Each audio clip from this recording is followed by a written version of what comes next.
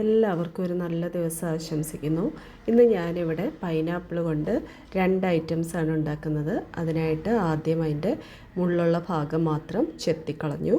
അതിനുശേഷം നന്നായിട്ട് കഴുകി ബാക്കിയുള്ള മുള്ളും മാംസമുള്ള ഭാഗവും കൂടെ ചേർത്ത് വെച്ച് ആഴത്തിൽ അരിഞ്ഞെടുത്തു. പുളിശ്ശേരിക്ക് വേണ്ടിയിട്ട് കുറച്ച് ചെറുതായിട്ട് അരിഞ്ഞെടുത്തിട്ടുണ്ട്. ബാക്കി കുറച്ച് കഴിക്കാനായിട്ട് എടുത്തിരിക്കുകയാണ്. അതിൻ്റെ കൂഞ്ഞിൻ്റെ ഭാഗം അരയ്ക്കാനായിട്ടും ഞാൻ മാറ്റി വെച്ചിരിക്കുകയാണ്. പുളിശ്ശേരിക്ക് വേണ്ടിയിട്ട് അരിഞ്ഞു വെച്ച പൈനാപ്പിൾ കുറച്ച് ഉപ്പും പച്ചമുളകും മഞ്ഞളും കുറച്ച് വെള്ളവും ചേർത്ത് വേവിക്കാൻ വയ്ക്കാം.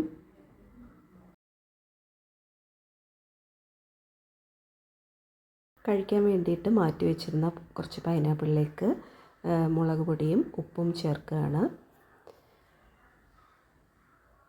ഇവിടെ ഞാൻ തേങ്ങയും കുറച്ച് കൂഞ്ഞ് മാറ്റി വെച്ചിരുന്നു പൈനാപ്പിളിൻ്റെ കട്ടിയുള്ള ഭാഗം, അതും ജീരകവും കുറച്ച് മുളക് പൊടിയും ചേർത്ത് ഞാൻ നന്നായിട്ട് മിനുസമായിട്ട് അരച്ചെടുത്തിട്ട് വരാൻ പോവാം. ഇപ്പോൾ ദാ നന്നായിട്ട് അരച്ചെടുത്തിട്ടുണ്ട്. ഞാനിവിടെ പൈനാപ്പിൾ ചെത്തിയപ്പോൾ മുള്ളും കുറച്ച് മാംസമുള്ള ഭാഗം കൂടെ മുറിച്ച് വെച്ചിരുന്ന അത് നല്ല വെള്ളമയം ഇല്ലാത്ത ഉണങ്ങിയ കുപ്പിയിൽ ഇട്ട് വെക്കുകയാണ്. അതിലേക്ക് കുറച്ച് പട്ടയും കുരുമുളകും ഇട്ടു. ഒരു 4 സ്പൂൺ ബ്രൗൺ ഷുഗർ ചേർക്കാം.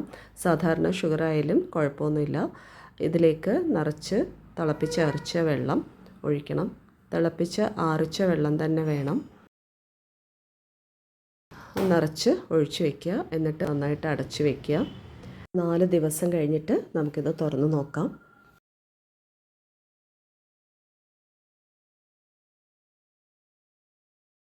കുറച്ച് പൈനാപ്പിൾ എടുത്ത് ഞാൻ ജ്യൂസും കൂടെ ഉണ്ടാക്കി.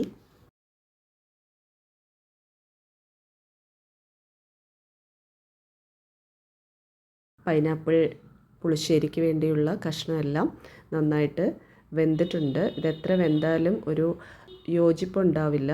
നന്നായിട്ടൊന്ന് ഉടയ്ക്കണം. അതിനുശേഷം ഞാൻ അരച്ചത് ചേർത്ത് നന്നായിട്ട് തിളച്ച് കഴിഞ്ഞപ്പോൾ ഗ്യാസ് ഓഫ് ചെയ്ത് ചൂടൊന്ന് ചെറുതായിട്ട് കുറഞ്ഞപ്പോൾ ഞാൻ കട്ട തൈര് മിക്സിയിലടിച്ച് അതും ഒഴിച്ചു. പിന്നെ കടുകും ഉലുവയും കൂടെ കറിവേപ്പിലയും കൂടെ വറുത്തിട്ടു.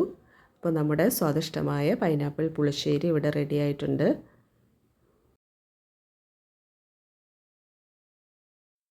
ഇവിടെ ഇപ്പോൾ 4 ദിവസം കഴിഞ്ഞു. ഞാൻ ആ നേരത്തെ കുപ്പിയിൽ അടച്ചു വെച്ചിരുന്ന പൈനാപ്പിൾ തുറന്ന് നോക്കിയപ്പോൾ അത് നന്നായിട്ട് പുളിച്ചിട്ടുണ്ട്. അത് ഞാനൊരു അരിപ്പയിലൂടെ അരിച്ച് അതിൻ്റെ വെള്ളം എടുക്കുകയാണ്. ഇത് നല്ലൊരു പ്രോബയോട്ടിക് ഡ്രിങ്കാണ്. നമ്മുടെ കുടലിനൊക്കെ നല്ല ബാക്ടീരിയ ഒക്കെ ഉണ്ടാവാൻ വേണ്ടിയിട്ട് വളരെ നല്ലതാണ്. ദിവസം ഒരു 1/4 ഗ്ലാസ് കുടിക്കുന്നത് വളരെ നല്ലതാണ് കുടലിൻ്റെ ആരോഗ്യത്തിന്. പ്രത്യേകിച്ച് വലിയ മധുരമൊന്നുമില്ല, ചവർപ്പാണ്.